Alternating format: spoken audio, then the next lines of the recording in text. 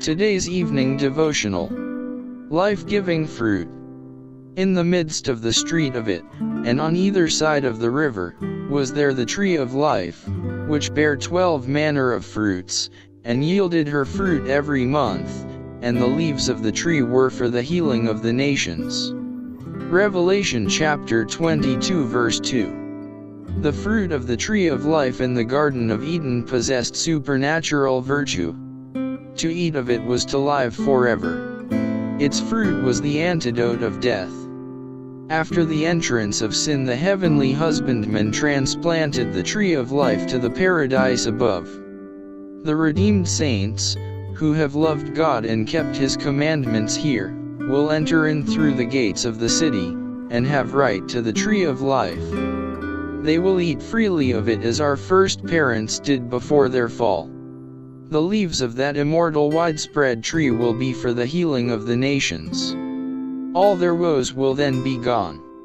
Sickness, sorrow, and death they will never again feel, for the leaves of the tree of life have healed them. Jesus will then see of the travail of His soul and be satisfied, when the redeemed, who have been subject to sorrow, toil, and afflictions, who have groaned beneath the curse, are gathered up around that tree of life to eat of its immortal fruit, that our first parents forfeited all right to, by breaking God's commands. There will be no danger of their ever losing right to the tree of life again, for he that tempted our first parents to sin will be destroyed by the second death.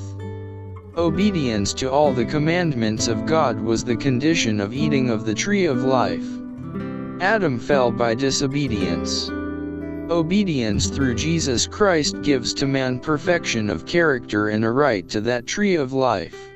The conditions of again partaking of the fruit of the tree are plainly stated in the testimony of Jesus Christ to John. Blessed are they that do His commandments, that they may have right to the tree of life, and may enter in through the gates into the city.